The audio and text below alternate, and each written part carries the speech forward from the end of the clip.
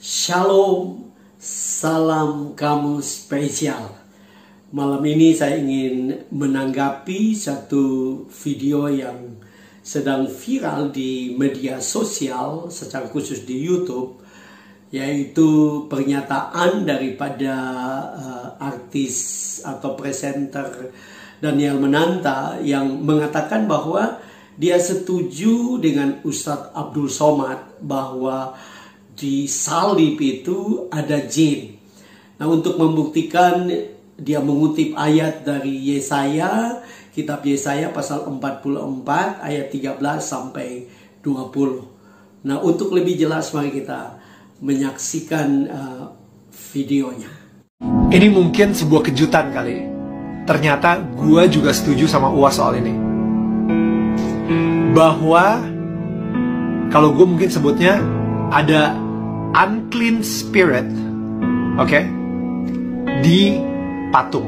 Ketika patung yang dibuat oleh manusia disembah. Wait. Sebelum lo mau komentar, lo harus baca dulu. Ini again buat orang-orang yang mengakui sebagai pengikut Yesus. Oke? Gue pengen kalian baca dulu Yesaya 44 ayat 13 sampai 20. Baru lo bisa komentar di bawah. Oke? Lo harus baca itu dulu, baru lu bisa komentar. Sebelum lu baca itu, jangan komentar dulu. Oke, ini gue pengen ngomong kepada umat Nasrani ya. Ini tercatat di buku sejarah. Nebukadnezar itu penasaran banget seperti apa sih bentuk atau wajah dari Tuhannya bangsa Israel. Sehingga dia dengan beraninya itu masuk ke satu ruangan, yang ini ruangan yang paling suci di situ. The Holy of the Holies. Ya, yang kadang-kadang kalau misalnya di perjanjian lama itu sering banget orang gak sengaja masuk, meninggal langsung. Kalau misalnya dia tidak menyucikan diri dia sendiri atau menyembelih kurban gitu. Raja Nebukadnezar saat itu dengan sangat kurang ajar, dia masuk ke dalam ruangan tersebut, Holy of Holies. Apa yang dia lihat? Apa yang dia temukan? Tabernakel, di atasnya ada kayak malaikat cherubim. Dan habis itu malaikat cherubim itu ada dua, ngejagain apa? Ngejagain siapa? Dia ngelihat kiri kanan, mana bentuk muka atau bentuk tubuh Tuhannya bangsa Israel ini. Mana? Dia nyari-nyari, gak ada sama sekali. Dan itu dia kenapa Tuhan marah banget kalau misalnya dia dibentuk sebagai patung. Dia dibentuk sebagai berhala. Sekali lagi, coba baca Yesaya 44 ayat 13 sampai 20. Di situ Tuhan sendiri sampai bilang gitu, kalau ini kayu yang lu gunakan untuk membuat patung yang cantik, yang indah, yang ganteng, dan patung yang sama lu gunakan buat masak, buat bakar kayu untuk menghangatkan badan lo. Dan abis itu patung yang sama yang lu gunakan tiba-tiba lu sembah-sembah. Itu bodoh. Again, bukan gue yang ngomong. Yesaya 44 ayat 13 sampai 20. Right? Jadi di situ gue setuju kalau misalnya ada unclean spirit di patung. Oke? Setelah menyaksikan video tersebut, ada 3 yang menjadi tanggapan saya terhadap video tersebut.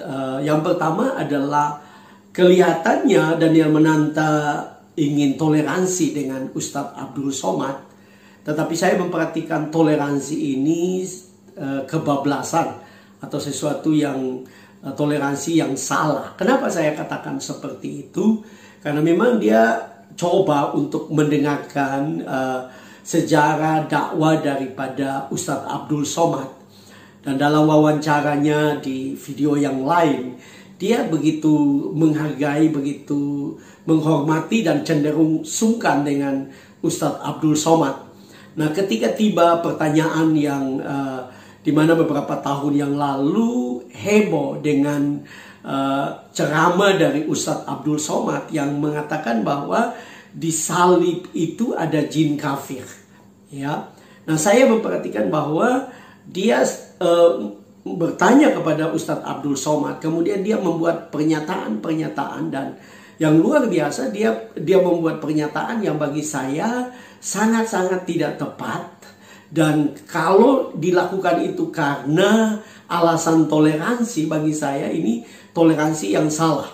Bahkan saya membuat satu pernyataan bahwa Daniel Mananta ingin merangkul Ustadz Abdul Somad dengan toleransi. Tetapi pada saat yang sama dia memukul saudara-saudara kita dari Katolik. Kalau memang betul Daniel Mananta mau melakukan atau toleransi, dia ingin menekankan tentang toleransi, maka harusnya dia melakukan toleransi kepada semua agama, semua kepercayaan, bukan melakukan toleransi kepada satu kelompok, apalagi itu kelompok mayoritas, kemudian menghantam kelompok minoritas. Saya berpikir ini sesuatu yang tidak tepat, ya, karena itu tidak diinginkan, ya, oleh semua orang. Kalau kita mau menghargai orang, silakan menghargai. Kita mau menghargai kepercayaan orang, silakan. Tetapi jangan sampai apa yang kita anggap sebagai toleransi justru kita menyerang kelompok yang lain. Sekalipun saya sempat mendengar isu bahwa Daniel Mananta sendiri adalah orang Katolik. Saya tidak tahu betul-betul latar belakang agama daripada Daniel Mananta. Nah, yang kedua adalah Daniel Mananta mengutip Yesaya 44 ayat yang ke-13 sampai ayat yang ke-20. Nah, saya memperhatikan, ya, sebenarnya mengutip ayat Alkitab itu sesuatu yang baik. Tetapi yang saya perhatikan adalah penafsiran dan penerapannya adalah sesuatu yang salah. Daniel Mananta melakukan sesuatu yang salah dengan penafsiran dan penerapan dari ayat tersebut. Kenapa? Kalau kita perhatikan Yesaya 44 ayat 13 sampai ayat yang ke-20, itu bicara tentang orang Israel. Kalau kita lihat latar belakang, orang Israel melakukan penyembahan berhala. Dan Allah ingin menunjukkan kepada mereka bahwa yang mereka lakukan itu adalah sesuatu yang salah, sesuatu yang sesat, sesuatu yang tidak benar. Karena mereka seperti ayat-ayat tersebut, ya, mereka mengambil kayu, sebagiannya dibakar untuk membakar daging dan dimakan, ya, dan kemudian sebagiannya dibuat patung dan dia disembah. Nah, ada banyak kata-kata menyembah, kata sujud di dalam ayat-ayat tersebut. Dari ayat 13 sampai ayat yang ke-20. Nah, kalau kita perhatikan memang di sini bicara tentang penyembahan. Ya, tetapi kalau kita perhatikan bahwa itu bukan bicara tentang penyembahan kepada salib Kristus. Itu penyembahan berhala. Mereka menyembah dewa Asera. Mereka menyembah Baal. Itu sebabnya Allah murka dan Allah menghukum mereka. Dan Allah membuang mereka ke Babel. Ya, dan kita tahu itu di dalam Alkitab. Nah, Daniel Mananta membuat satu pernyataan bahwa ada kalau satu benda dibuat patung, maka dengan sendirinya terjadi unclean spirit, ya, atau apa yang disebut dengan, kalau kita perhatikan saudara-saudara, ini dari bahasa Inggris yang artinya roh najis, ya, secara umum diterjemahkan seperti begitu. Kalau kita perhatikan di dalam bahasa Yunani, dia menggunakan kata pneuma akarton, ya, sedangkan di dalam bahasa Ibrani, di dalam terjemahan dalam Septuaginta itu dipakai kata ruah tomah, ya.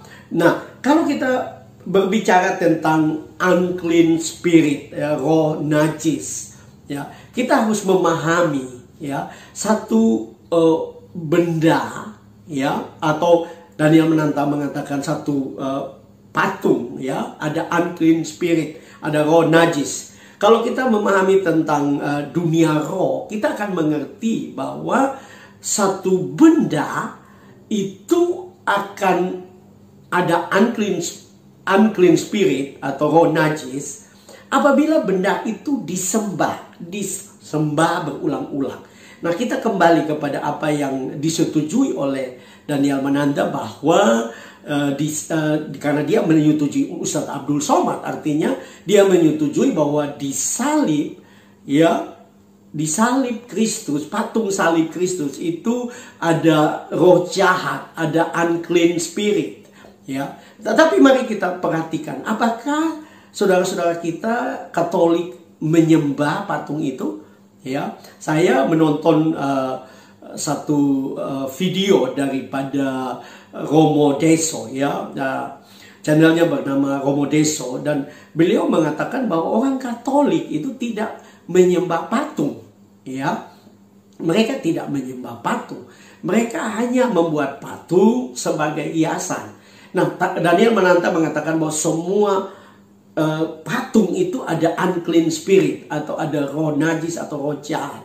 Saya pikir pernyataan ini tidak benar. Ya, kenapa tidak benar? Karena saya setuju, bisa saja satu benda, sebenarnya bukan saja patung.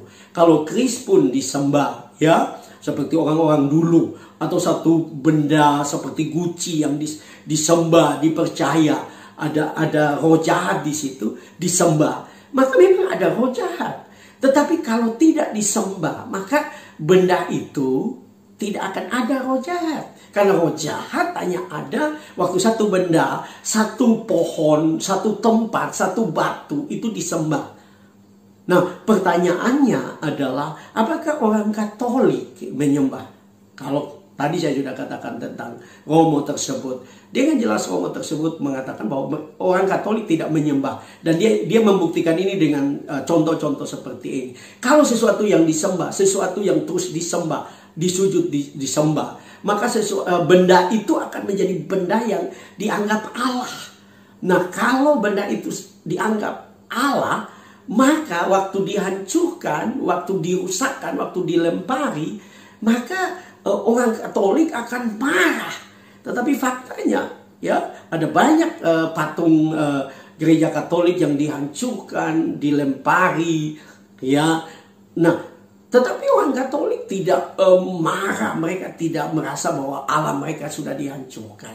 Artinya kita harusnya Daniel Mananta datang kepada para pastor Katolik, mendengar dari mereka secara langsung, baru membuat pernyataan seperti itu. Karena kalau dia membuat pernyataan seperti itu adalah pernyataan yang menghina, ya, pernyataan yang salah. Bahkan saya berani mengatakan pernyataan yang bodoh. Kenapa dengan gampang Daniel Mananta mengatakan bahwa di patung seperti apa yang Uas katakan, di patung salib itu ada jin. Uas mengatakan ada jin kafir. Nah, kita tidak percaya, dan kita tidak menyembah patung, ya. Patung itu hanya adalah hiasan, ya. Kalau orang-orang Katolik mengatakan bahwa mereka membuat patung hanya untuk mengingat orang yang mereka kasihi, tapi mereka tidak pernah menyembah patung tersebut. Nah, kemudian yang ketiga, kalau saya perhatikan adalah, dan ini semacam nasihat buat Daniel Mananta. Saya mau katakan, saudaraku Daniel Mananta, ya, harus sadar bahwa Daniel Mananta adalah public figure, ya. Nah, kalau Daniel Mananta adalah public figure, ada banyak orang yang mengidolakan Daniel Mananta, ya, sebagai presenter terkenal, sebagai artis. Harusnya Daniel Mananta berhati-hati di dalam berbicara tentang agama, baik itu agama sendiri maupun agama orang lain. Karena kita tahu bahwa apalagi berbicara di depan media, ya, atau menggunakan media untuk berbicara, dengan sendiri akan disaksikan oleh banyak orang. Dan Daniel Mananta sudah melakukan bagi saya satu kesalahan yang luar biasa, karena Daniel Mananta telah menghina orang Katolik, menuduh, memfitnah, ya, tanpa datang untuk mencari tahu. Saudara-saudara kita Muslim seringkali mengatakan tidak melakukan tabayun. Harusnya Daniel Mananta melakukan tabayun, ya, kepada saudara-saudara kita dari Katolik, teristimewa kepada para pemimpin agama Katolik, romo atau pastor, sehingga mendapatkan informasi yang benar. Tetapi kalau kita dengan sendiri gampang untuk membuat pernyataan seperti itu membuat heboh. Dan ini kan tidak baik menurut saya, ya. Saya sangat-sangat diberkati dari video yang lain, daripada beberapa video daripada Daniel Mananta.